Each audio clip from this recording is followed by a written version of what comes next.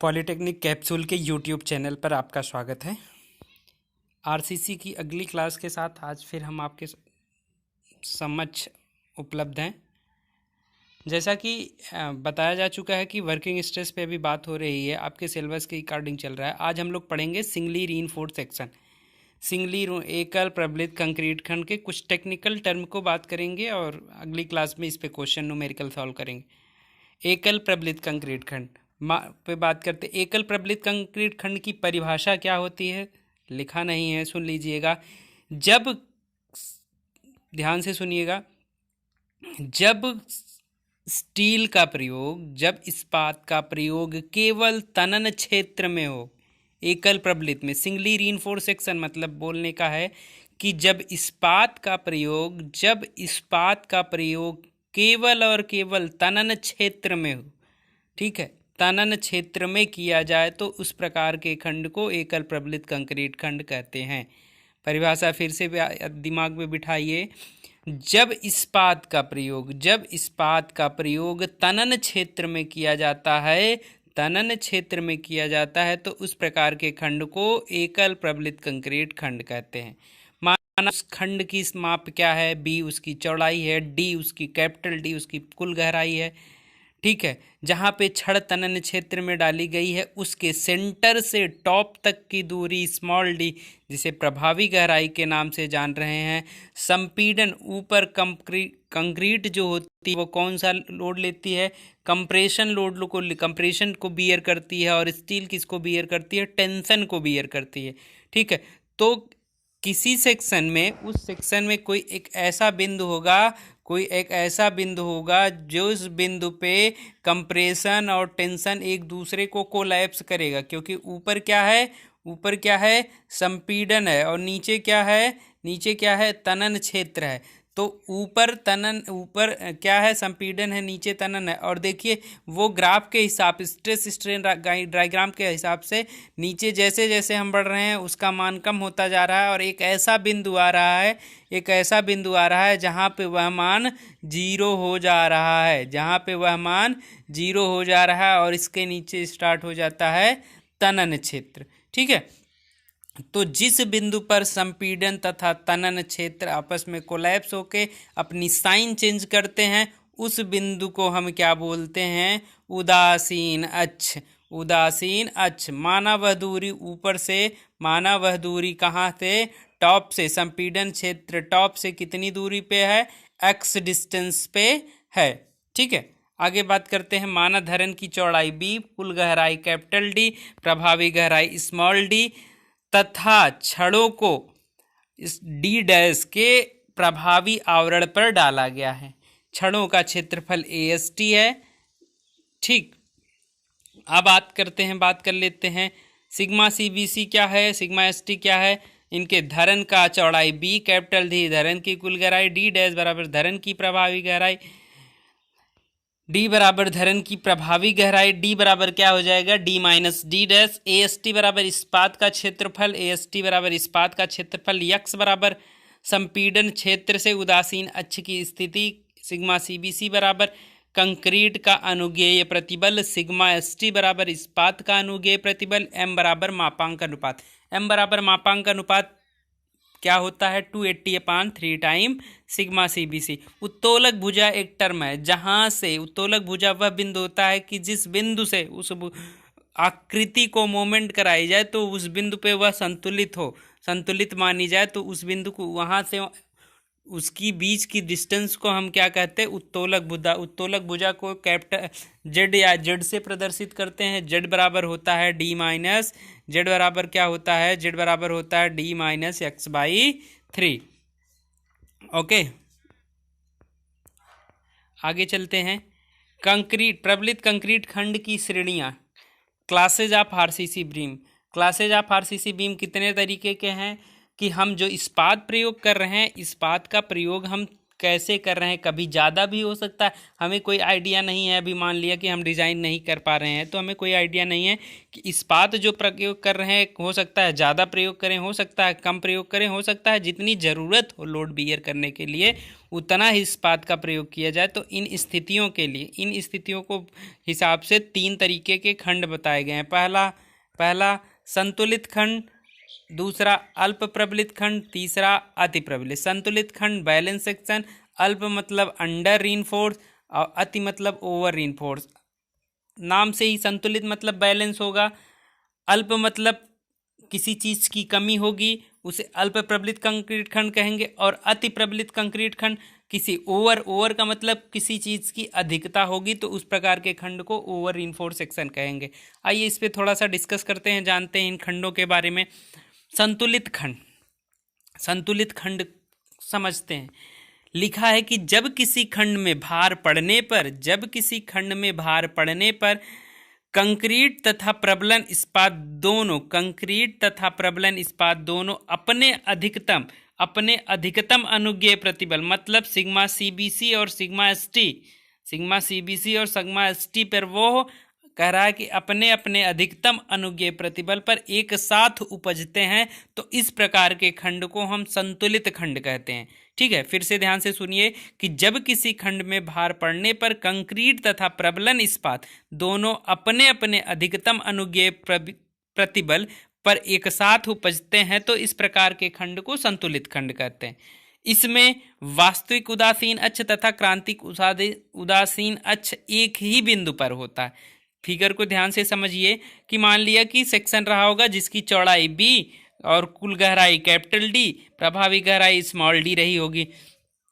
ठीक है, अब कह रहा है कि सिग्मा सीबीसी और सिग्मा एसटी एक ही बिंदु से, मतलब यही तो परिभाषा के हिसाब से कह रहा है कि कंक्रीट का और इस्पात का दोनों का अनुज्ञेय प्रतिबल एक साथ उपजेगा तो एक ही बिंदु पे होगा, तो एक ही बिंदु पे होगा। मान लिया कि ऊपर क्या है सिग्मा सीबीसी है, नीचे सिग्मा एसटी है, तो सिग्मा सीबीसी जब संतुलित खंड है तो सिग्मा एक्सए और एक्सी का मान क्या होगा, एक्सए और एक्सी क्या है, एक्सए को दोनों उदासीन अक्ष को रिप्रेजेंट करते हैं। ए से एक्चुअल न्यूट्रल एक्सिस को, ए वास्तविक उदासीन अक्ष ए से डिनोट किया जाता है, और एक्सी को क्रिटिकल न्यूट्रल एक्सिस उदासीन क्रांतिक उदासीन अक्ष के नाम से जाना जाता है। सी क्या डिनोट करता है, क्रिटिकल न्यूट्रल एक्सिस को, क्रिटिकल न्यूट्रल सी के वर्ड से डिनोट किया गया, और एक्स ए को इसलिए प्रेजेंट किया गया एक्चुअल न्यूट्रल एक्सिस वास्तविक उदासीन अक्ष। तो इसकी स्थिति में क्या होगा, यक्से बराबर यक्सी के होगा। ठीक है, दोनों बिंदु एक साथ होंगे।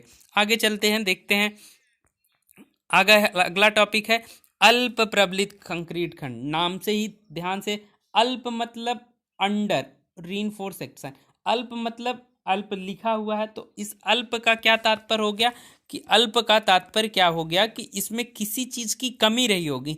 कमी यहाँ पे किस चीज की बात हो रही है, हम किसकी बात कर रहे हैं, स्टील की बात कर रहे हैं।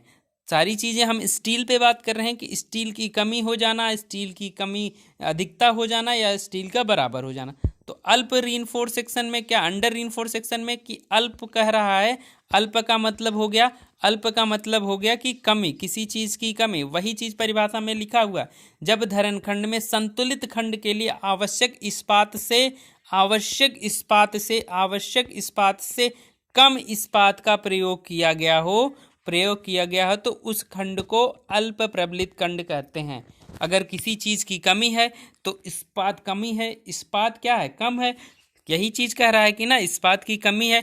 इस्पात कौन सा लोड लेता है, टेंशन को बियर करता है, तो वो टेंशन को बियर करता है, तो इस्पात की कमी हो गई है तो वो किस में फेल हो जाएगा, टेंशन में फेल हो जाएगा। तो इसलिए यहाँ पे लिखा हुआ है कि अल्प प्रबलित खंड तनन में विफल हो जाता है। किस लिए विफल हो जाता है, क्योंकि अल्प प्रबलित खंड है, तनन में इसलिए विफल हो जाएगा कि स्टील का प्रयोग जितनी रिक्वायरमेंट है उतनी स्टील वहाँ पे नहीं डाली गई है। ठीक है, आगे बात करते हैं, आगे चलते हैं, देखते हैं इस फिगर को ध्यान से थोड़ा सा देखते हैं कि मान लिया कि ये डायग्राम रहा है सिग्मा सीबीसी, ये न्यूट्रल एक्सिस इसका यहाँ से, इस फिगर को अलग से देख लेते हैं। यहाँ पे थोड़ा सा ध्यान दीजिए कि ये फिगर फिर से देखते हैं, एक बना के देख लेते हैं। ये मान लिया कि ये रहा होगा न्यूट्रल एक्सिस, ठीक है। ये इसका क्रिटिकल न्यूट्रल एक्सिस, उदासीन अक्ष, माना टॉप से डिस्टेंस क्या रही है, एक्स ए है, एक्स सी, क्रिटिकल न्यूट्रल एक्सिस। अब यहाँ पे कह रहा है कि ये कौन सा खंड है, अल्प प्रबलित। अल्प प्रबलित खंड में किसकी कमी है, इस्पात की कमी है। तो ये सिग्मा सीबीसी पे पहुँचेगा, सिग्मा सीबीसी पर पहुँच जाएगा। यहाँ तक पहुँचने के लिए एक कंडीशन क्या कह रही है कि कंडीशन कह रही है एक्स सी से, x c is a greater than x a, greater है, ग्रेटर के हिसाब से सी का मान कम ज़्यादा होगा और ए का मान कम होगा। यहाँ पे कंडीशन के हिसाब से क्या कह रहा है, कंडीशन के हिसाब से कह रहा है कि x a is a less than x c, मतलब एक्स सी का मान क्या है, बड़ा होगा। जब एक्स सी का मान बड़ा होगा, यहाँ पे फिगर देखिए ध्यान से, एक्स सी यहाँ पे है, एक्स ए यहाँ पे है, ठीक है। अब एक्स सी नीचे होगा, एक्स ए ऊपर होगा। न्यूट्रल एक्सिस कहाँ पे हो गया, एक्चुअल न्यूट्रल एक्सिस ऊपर हो गया क्रिटिकल न्यूट्रल एक्सिस के। तो उस कंडीशन में देखिए फ्लो डायग्राम कुछ इस तरीके से यहाँ से चला गया। तो यहाँ पे देखिए इस चीज़ में क्या हो रही, इस चीज़ की सेक्शन से sigma s t by m से अधिक चला जा रहा है। तो पता चल रहा है कि यहाँ पे पहुँचने के लिए, ये जब तक सिग्मा सी बी सी पे पहुँच रहा है, तो यहाँ तक सिग्मा एस टी पे पहुँचने के लिए हमें स्टील की रिक्वायरमेंट है। फिगर फिर से देखते हैं ध्यान से, फिगर फिर से ध्यान देखते हैं, एक बार फिर से देख लेते हैं। ये यही ना एक्चुअल न्यूट्रल एक्सिस की, पता नहीं, ये क्रिटिकल न्यूट्रल एक्सिस है जिसका मान एक्स सी है। एक्चुअल न्यूट्रल एक्सिस इसके ऊपर है, यहाँ पे है।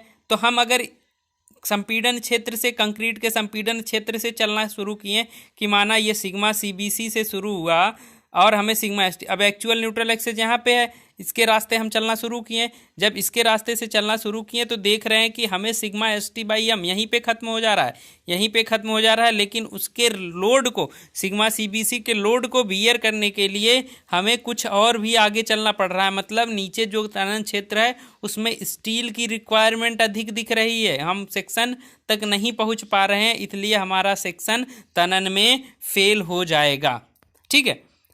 तो अल्प प्रबलित कंक्रीट खंड की कंडीशन पता चल गई। आगे चलते हैं, अति प्रबलित खंड, नाम में ही लिखा हुआ है अति प्रबलित खंड, प्रबलित खंड, अति प्रबलित खंड ओवर रीइंफोर्स। अति का मतलब किसी चीज की अति हो गई, किसी चीज की अति हो गई, किसी चीज की अधिकता हो गई है, किसी चीज की अधिकता हो गई। तो इसका परिभाषा लिखा है कि इस प्रकार के खंड में आवश्यकता से अधिक इस्पात का प्रयोग किया जाता है, तो इसे अति प्रबलित कंक्रीट खंड कहते हैं, ठीक है। अति प्रबलित खंड जो होता है संपीड़न में फेल हो जाता है। इस फिगर को ध्यान से देख लीजिए, फिर से एक फिगर दिया है। तो अति प्रबलित कंक्रीट खंड की कंडीशन क्या होगी, यक्स से इज ग्रेटर देन, यक्स से एक्चुअल न्यूट्रल एक्सिस क्या होगा, क्रिटिकल न्यूट्रल एक्सिस से नीचे लाया करेगा, नीचे उसका मान करेगा, ठीक है। इस फिगर को ध्यान से देख लेते हैं। मान लिया कि ये रहा, ठीक है, इसका स्ट्रेस स्ट्रेन डायग्राम, जहाँ पे ऊपर क्या है सिग्मा सीबीसी, ठीक है, ऊपर क्या है, ऊपर क्या है सिग्मा सीबीसी, नीचे sigma s t by m. यहाँ पे इसका क्रिटिकल न्यूट्रल एक्सिस है, critical neutral axis x c है, ठीक है। अब एक्चुअल न्यूट्रल एक्सिस मान लिया इसका यहाँ पे है, ठीक है। मैं यहीं, अभी इससे पहले हम लोगों ने कहाँ से चलना शुरू किया था, एक्स सी से, सिग्मा सीबीसी से। अब यहीं सिग्मा सीबीसी ही से चल रहे हैं। देखिए सिग्मा सीबीसी हम चलना शुरू किए, यक्स ए का न्यूट्रल एक्सिस यहाँ पे है। देखिए यहाँ से अगर पहुँच रहे हैं तो ये क्या था, यक्स ए था, ठीक है, यक्स ए। अब क्या हुआ कि सिग्मा सीबीसी पे पहुँचने के लिए, सिग्मा सीबीसी पे पहुँचने के लिए हम देख रहे हैं, जब वहाँ से चल रहे हैं तो ये दिख रहा है कि हमारा यहाँ पे स्टील क्या है, ज़्यादा पड़ गई, इसकी ज़रूरत नहीं, हम यहाँ तक पहुँच ही नहीं पा रहे हैं, यहाँ तक पहुँच ही नहीं पा रहे हैं। तो क्या हो रहा है कि इससे क्या पता चल रहा है कि हमें स्टील हमने क्या की है, ज़्यादा डाल दी है, इसलिए यहाँ पे संपीड़न में ये सेक्शन फेल हो जाता है, ठीक है। अब थोड़ा सा देख लेते हैं बैलेंस सेक्शन को। 3 तरीके की श्रेणियां हैं, balance section, under reinforce section, over reinforce section. संतुलित खंड बैलेंस सेक्शन की कंडीशन क्या होती है, यक्स से बराबर यक्स सी। बैलेंस सेक्शन की कंडीशन क्या होती है, वास्तविक उदासीन अक्ष, वास्तविक उदासीन अक्ष क्रांतिक उदासीन अक्ष के बराबर होता है।